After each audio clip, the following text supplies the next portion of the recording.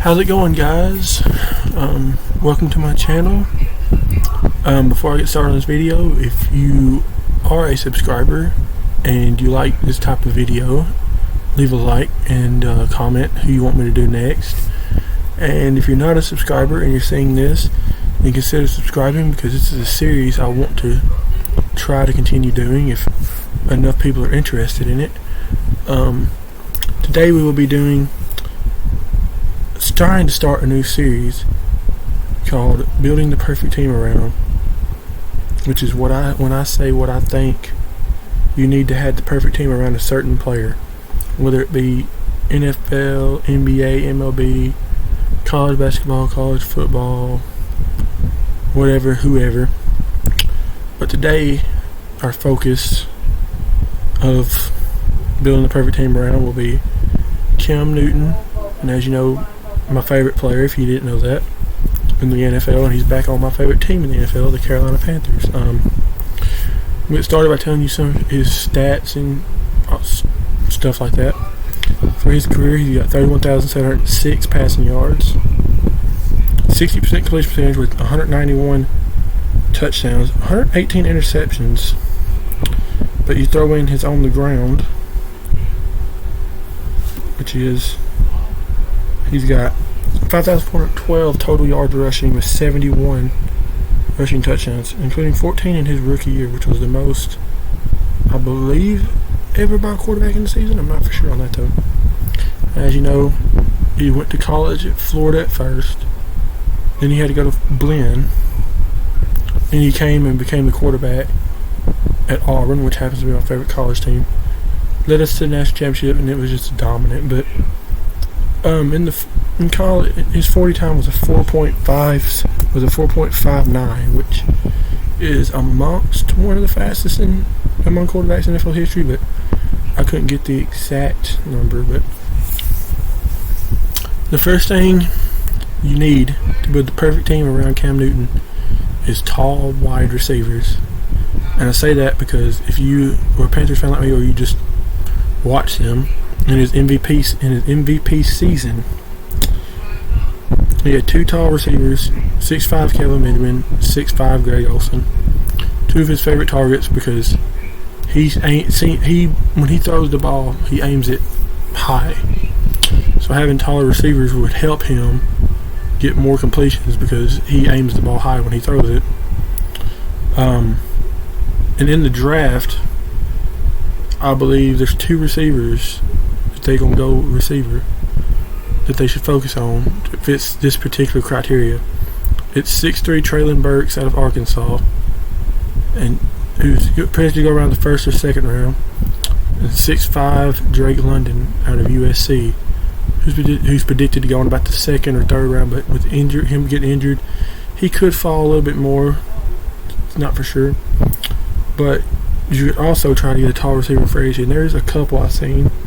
Mike Williams is going to be a free agent, tall receiver for the Chargers. And Cortland Sutton is going to be a free agent, tall receiver for the Broncos. So those are a couple options, maybe you could bring in to help him out, Number two thing, you need at least one deep threat speedy receiver.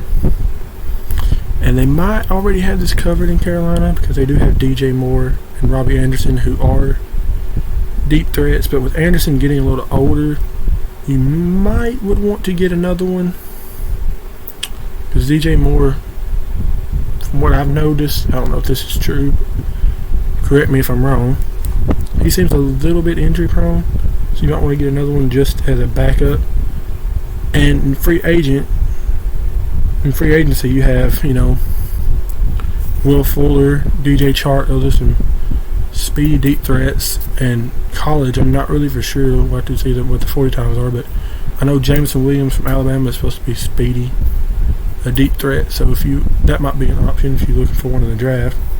But in his MVP season, his speedy deep threat was Ted Ginn Jr. Now, I don't know if you remember that year, but that was by far Ted Ginn Jr.'s best year he's ever had, because there are two things Cam can do when he's throwing the ball: bomb it deep, and he'll throw it high. Those are two givens.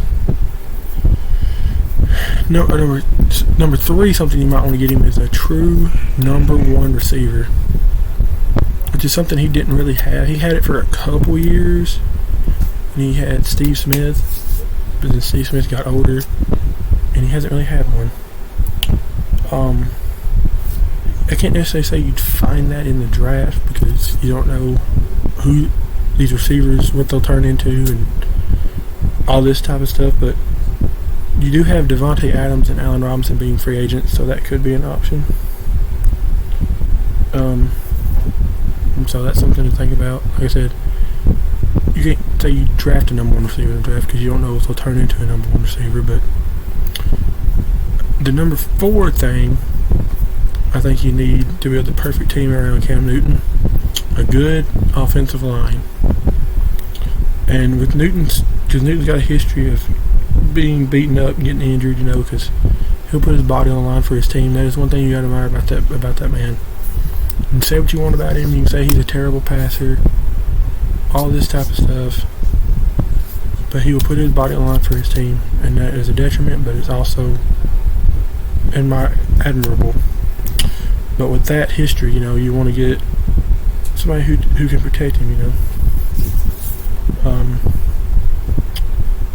They should look to use draft picks to get someone besides Taylor Moton on this offensive line, because he's currently their only average or above ranked offensive line by Pro Football Focus offensive lineman, because they currently have the 29th ranked offensive line in the NFL by Pro Football Focus, and that just ain't gonna cut it, because like I said, which this is for any quarterback.